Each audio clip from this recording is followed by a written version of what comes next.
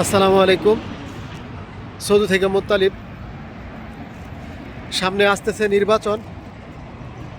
ইনশাআল্লাহ আমরা সঠিক একটি লোক নির্বাচন করে ইনশাআল্লাহ ভোট দিব।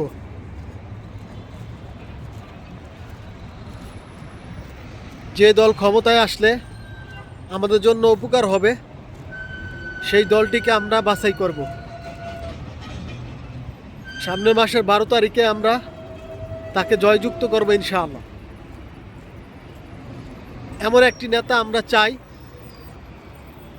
সে নেতা যদি থাকে ঘুষ চাঁদা আমাদের না দেওয়া লাগে,